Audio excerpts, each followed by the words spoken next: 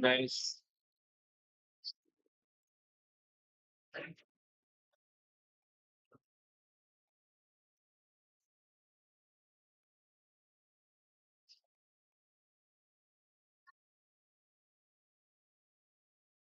strap, right? Right? Yeah, Which was real corny. Hi guys. But हम आज he's करने all for वाले corny हैं strategies, but they work. They Esports do World work. Cup का So watch sometimes you party got to think outside the and this box, and is you an know, Yeah, well, international level. maybe he's an innovator. yeah. Maybe I'm wrong. Let's Maybe go. corny is not the way to call it. Who knows, ठीक है right? I mean, you know what? मैं It's one of internet those से कर लेता हूँ 50-50s, right? If it doesn't work out, he's an idiot, and if it does work out, he's a genius, Yeah, right? yeah. So that's Let's Right go. now he's a genius. yeah. So, This Now yeah. is he live nailed it, right? So Esports with this World hard Cup shift on over to the left PWC side, में that's going to make access mill things चुका pretty है tough इंडी पे करने के as the लिए water is in international level पे play. Let's see what और Ralph can do if he could मुझे सिर्फ देखना है कि bring मेरा out some audio more of सब those ठीक है या नहीं 1,000 IQ plays. He's going to be holding alright this dip right now.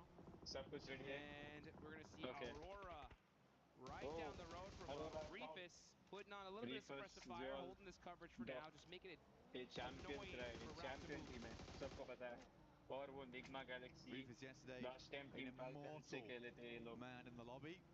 Difficult to remove him here on देखते हैं Rondo. Last pair alive, but देखते हैं कैसा was खेलेंगे such a problem for और हम देख RRQ for सकते such a हैं long time. कोर टीम हमारा पाकिस्तान का A टीम bit जो more loot table on topper से side, but वो you're right. Already What we have now, बाहर and हो you चुके alluded हैं to it earlier, is just the river that predict cuts कर रहे हैं right एजीआर through. के बंदे Plenty of water और अपना involved. OG Hard gamble to अपना make. Indian I team think OG most teams are trying top to six secure पे over है towards the eastern side here. It does have more landmass अच्छा involved. खेल रहा है हमारी team So they're जी hoping for the switchback on that और way, but this could दो easily shot pull team left. Okay Nigma Galaxy Oh man, lord so ने this is क्या like you स्प्रे literally दिया है have to kind of, it's a अच्छा coin मारा toss और at top शुरू हो गया है उसने किल चोरी कर लिया this point, right? You just have एक to मिनट pick a मेरा spot, नेटवर्क थोड़ा hope that circle comes your way थोड़ा गया था ओके for रिवाइव Aula, करके because they कि have global pretty much shots that और Nyingma entire Galaxy side of the साथ river साथ to में themselves. और Considering where they're aurora at the gaming start भी of है the day, this वो is their Nyingma chance. Galaxy Honestly, I हम think देख सकते हैं you वो had a मैप में rough देख day सकते हैं ना one. राइट साइड पे वो Utilize this बीच में opportunity to अटक its चुके हैं maximum potential and at okay least मैं ना secure your मेरा tournament life a little bit longer. There is camera still को a थोड़ा couple of ऊपर कर entryways लेता हूँ back over towards the western side, but you're क्योंकि right. मैं I mean, right अपना now, Alula, not only do they have a decent spot, they've got a compound, they've got a high ground to work with, but it does require them to win the coin flip. मुझे उन्होंने Yeah, that's बोला है right. That's the main problem they're running into कि मैं at the उनका moment. But promotion there is a bridge down towards that south side, there's a bridge on the कुछ north इधर too. उधर नहीं कर सकता हूँ इसीलिए There is going to be a big ठीक है old queue in the process of trying to get back over towards the west. But we got to wait for this next circle first, which will be hitting us एक minute real दीजिए shortly. Let's see. Where's it going? Will Alula win the coin flip? And boom! They have क्या zone nailed बना है it here. So it is a rock solid position for okay them. You can see Quick, he started moving okay around. मैं He's इधर excited. रखता हूँ He's मेरा like, all right, camera को boys, let's get this going. This is our game here. As you see all those okay teams in the south, OG, Ulf, KRX, all going to have to start pushing on up. ये Ooh, बहुत Quick अच्छा moving बना है zone outside of the zone here. They're going to और take that हम देख edge, सकते हैं हमारा looking for that OG maybe नीचे से possibly रोटेट करते हुए gatekeep some of these teams pushing in from the south side. Yeah, they have to hold it out, right? It's हमारा actually, तो बहुत there is a अच्छा खेल playable रहे हैं space down सच here बोलूँ ना तो towards the river where you can actually just बहुत ही play अच्छा खेल रहे हैं underneath Alula. Actually saw और हम लाइव है Fourth अभी Rise play a very similar position earlier this year. Get a really big game off the back of it. Aru's going to send forward though. He's swinging past on that western side. थोड़ा internet Yeah, इधर उधर हो रहा OG, है Alula Nyingma both Galaxy really are benefiting off the back of zone this के पे circle. I और do global like stars भी that साथ Alula में just decided, you know, let's just take the compound over towards the west here. Let's not try and spread out too much. Already दे सकते know हैं that practically 20% of the circle is unplayable. We're not going to be greedy on space taking, especially where we are on the leaderboard too. Let's not rock the boat too much.